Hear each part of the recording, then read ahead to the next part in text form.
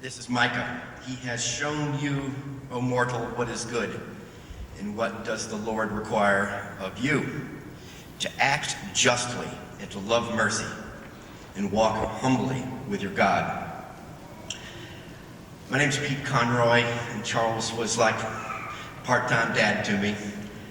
And I did not meet him on the 40th anniversary of the Freedom Rides when they came through Anniston, Alabama. He had nearly been killed in Anniston. He didn't get off the bus. Who would blame him?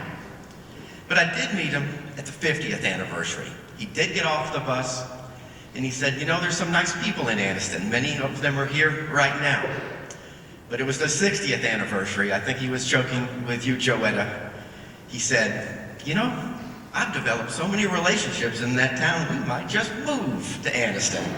I think he was joking, but it sure was nice to hear. That's the kind of guy he was.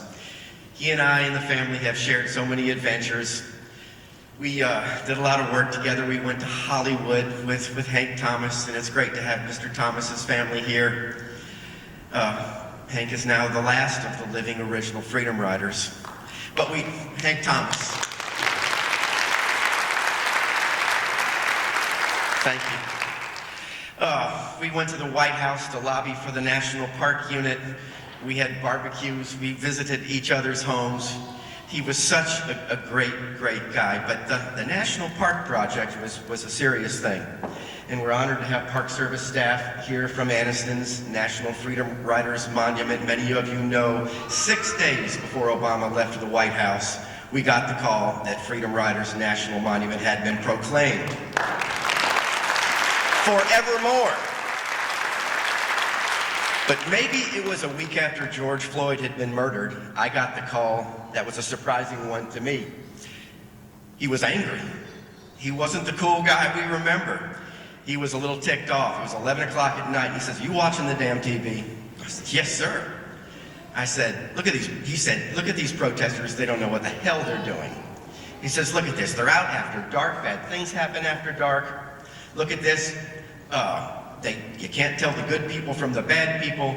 They don't understand Martin Luther King's nonviolent principles. We need to create a program for protest education. And I think he hung up. And that was not the Charles person I knew, but by golly, first thing in the morning, we got to work. And with his inspiration, we hardwired into NYPD, LAPD, DCMPD, Black Lives Matter, architects, engineers, students, and academics. And we created what is now known as the Freedom Riders Training Academy for Protest Education. In Birmingham, 150 young people had been arrested outside of a shopping mall. They had stepped outside of their protest zone. And so we created modules all of this happened about the same time as COVID, so we learned how to Zoom. Charles and I Zoomed with our team over 200 times. Every Wednesday at 4:30 we would Zoom.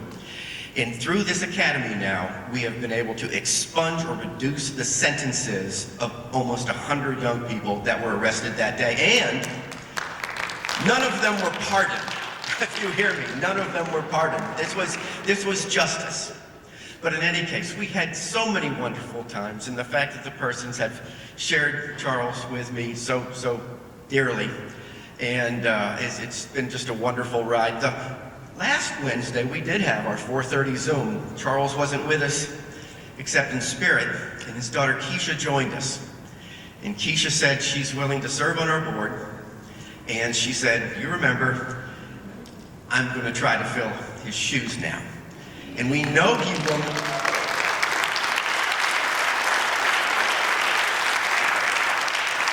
She said she's going to wear his shoes, but no, she's going to wear her own shoes, and she's going to wear them out. Listen, please look into the Freedom Rider Training Academy. We will launch our website on February 1st.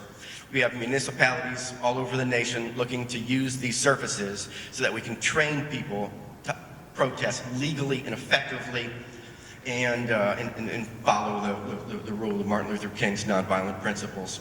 Thank you so much for allowing me to be a part of your family, and it's just a delight that we can all be a part of the larger Charles Person family forevermore. Charles, rest in peace.